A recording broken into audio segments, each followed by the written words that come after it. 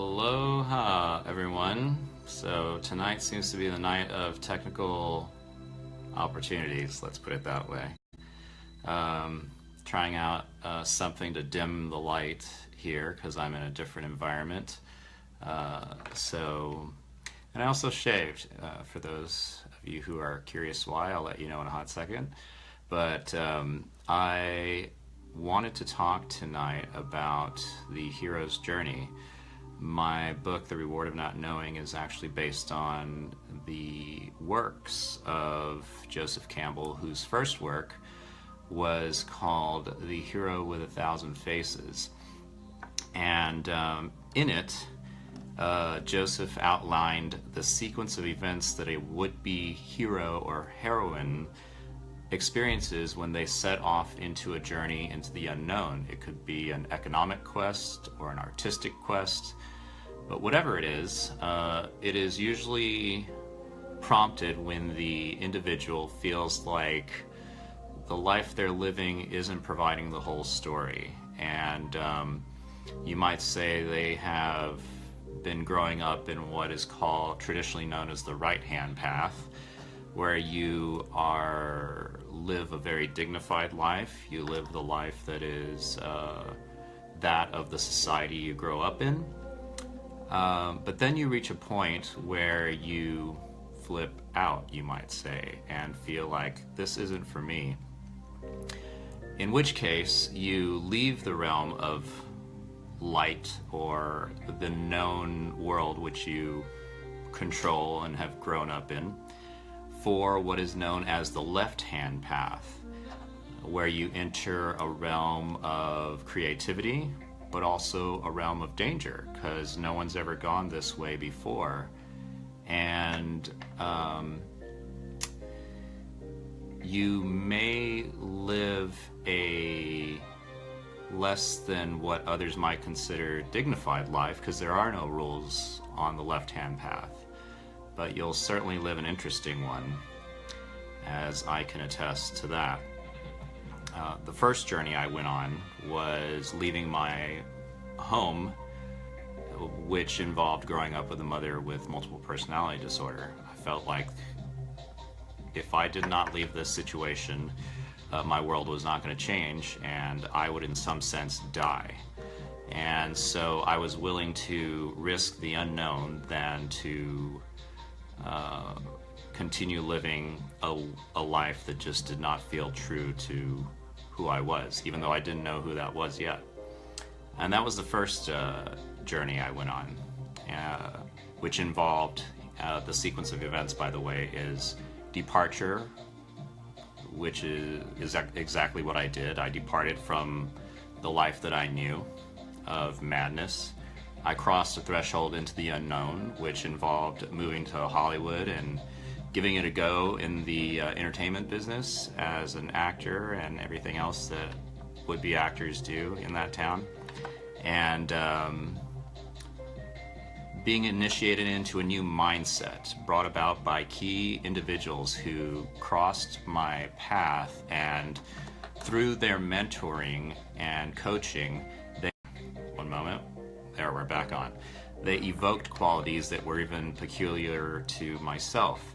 But once I developed these gifts, I utilized them to paint a perception of reality that was based in actual experience. This was not hearsay or me simply regurgitating the life of what somebody else said or did. This was me utilizing my own experience to validate that the things and the truths that I garnered from my journey thus far were valid. And then there's the return, which for me involved coming back with all of the boons that and experiences that I gathered, to share them with all of you, so that I could help you all find your own true north and go on your own journey. And now I am going on another journey, which this time doesn't necessarily involve writing another book, though it will. But this one involves figuring out where exactly I belong in the world. I've now garnered all of these gifts, talents. What do I do with them? Well, what the first step was leaving the secular world of holding a standard job, paying rent, and I'm not suggesting anybody leave their job and stop paying rent, but for me, that's what had to happen. I needed to figure out, what could I do if I pull the rug out from underneath myself? Because in life, no matter who you're working for, that individual or entity or company can pull the rug out from underneath you, and all of a sudden you're just, what do I do now? But if you voluntarily do this for yourself, you take responsibility for all of your actions, and you become the master and commander of your own vessel and your own life. And it's a totally different outlook when you are the one who voluntarily is calling the shots.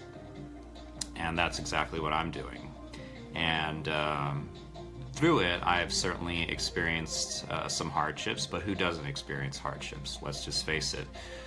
This world is not an easy one, but if it were easy, what would be the point? We are all beings of light born into darkness so that we can transform it back into light through the experiences that we gain in this beautiful world. And right now I feel the world is so desperately needing individuals who have found their own way out of the matrix, if you will. And all I'm defining by the matrix is just the standard expectations that we are thought to do in order to live a dignified life. And I am doing everything, wouldn't say opposite that, but I'm doing it my own way. And so the quest I'm going on is continuing to utilize and create these videos, but create material that inspires other people to figure out, what do I want to do with this life? Whether you're a millennial or you're in your 30s or 40s and so on, everybody reaches a point where they are feeling like, I need a new start. And so, there's a book by Don Miguel Ruiz called The Four Agreements. I've mentioned it a lot, but in it he mentions what death can teach you. And I found this out in my own experiences with my own form of death. Death comes to you and says, you see, everything around you belongs to me. Your house, your car, your career, your children, your spouse, your money is all mine. And I can take it back whenever I want to. But for now, you can use it. And when you look at death that way, then death becomes a dear friend of yours, because death always takes away the past so that we can continue living in the present. And it has certainly been my best friend on my journey, because it reminds me, what am I doing with this life? And when you start living a life fearlessly, then death becomes your least of your concerns. In fact, I've found that in my case, I was at once time in my life too afraid to live, which is why I was so worried about death. Now I'm truly alive, and so what's death but a mode of change? And every day that I wake up, I'm born anew, and every night difficulties. Okay, but every night that I go to sleep, I die to that day. And the secret is staying curious. I know that I don't know it all. And what that does is it opens up my mind to be curious about this life. And when you don't know it all, then you can approach life with, well, what would I like to know? What are the things that I value most in the world that are not going to take my attention and take it this way, that way, the other way? And you just hone in on just a few things that are really important to you. One book I would recommend to you all that I just finished is a book called The Subtle Art of Not Giving a Fuck by a gentleman by the name of Mark Manson. Check it out. You can even check it out on audiobooks. They are the best, and I recommend, if you do listen to that book and or any other books, to listen to the playback speed at least 1.5 times. You'd be amazed at how you can process information and how your brain can become tuned to receiving information and retaining that information. And so I believe that if anybody has any questions, you feel free to fling them out at me. In the meantime, I'll tell you why I shaved. Part of my journey is finding work that really just works with my free-spirited schedule. And because I no longer do you might say, a 9-to-5 version of life anymore, I'm doing all sorts of things to make a buck. Some days I don't know when I'm going to eat or how much I'm going to eat or if I'm going to have my phone on, but that's part of the adventure. Where I'm at does not define who I am. And so a perfect example is I have taken up a job offer working in one of the fields that I actually enjoy working at, which is helping make wine. I've done it before, and I worked in the cellar doing what's called punch downs and pour overs, where you're constantly churning the grapes so that the yeast that is transforming the sugar into alcohol is constantly moving, and it's a beautiful process. And so I have the opportunity to work what is known as harvest, where every winery right now is pulling their grapes from the field and turning them into wine. This is the season. Starts around September and sometimes August, and goes all the way through December. So I am currently in Napa Valley doing some training, and then I'll head back to the Central Coast to actually begin work. I'm very excited about this because it's a temporary job. It only lasts till December, consequently till roughly my birthday, which is a beautiful sign to me. And then from that, I go on to my next adventure. However, one of the caveats about this job is, thank you, Alicia Carson. Aloha, am I pronouncing this right? Tita Colvin? But one of the caveats about this job are these huge tanks in which all of the grapes are sitting in their own juice, converting into wine. And when they drain the juice out of these at least 100-gallon tanks, they have to send somebody in, like me, with a shovel to shovel out all the grapes. But you can't just go in there, because one of the byproducts from converting sugar into alcohol is carbon dioxide, which is pretty lethal if that's all that you're surrounded in the tank.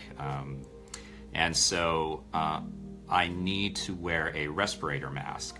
And in order to do that, I cannot have any facial hair because there cannot be any room for any seepage of carbon dioxide to get in that mask and kill me dead. So I'd rather lose the hair than to die a premature death. I mean, I'm going out anyway, but if you can be safe about it and smart, why not take that one little factor out of the equation? Do we have... Yes, wine is good.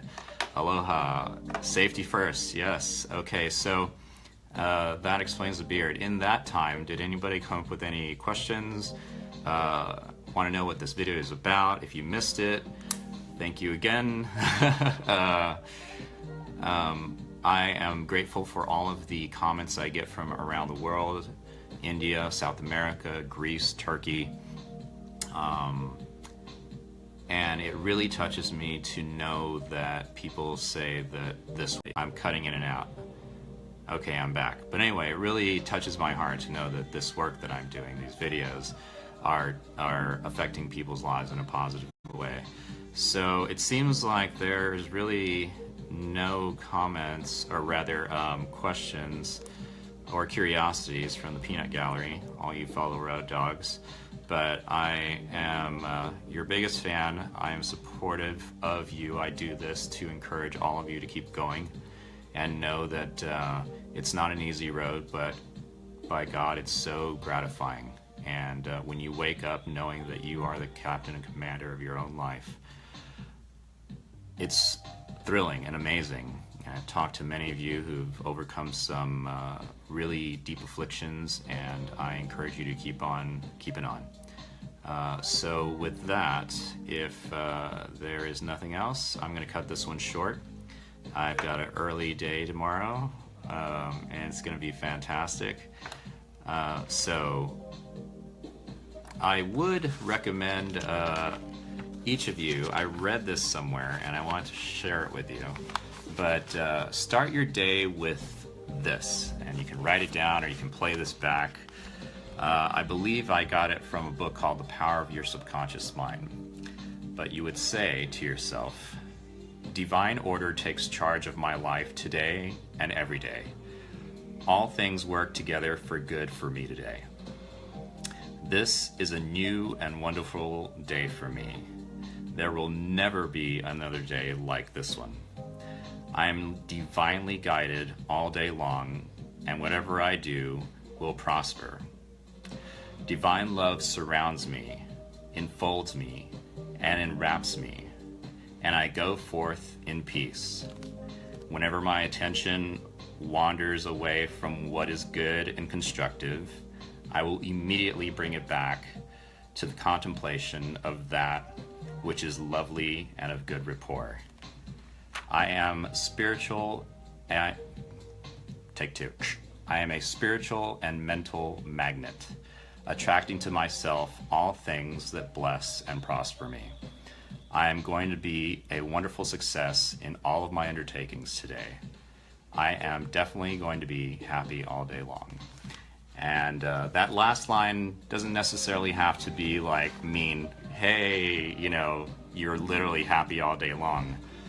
But no matter what you're going through, if you can just sport a smile, even though you're fighting back the tears, that's a success. So with that, I bid all of you a beautiful evening and aloha.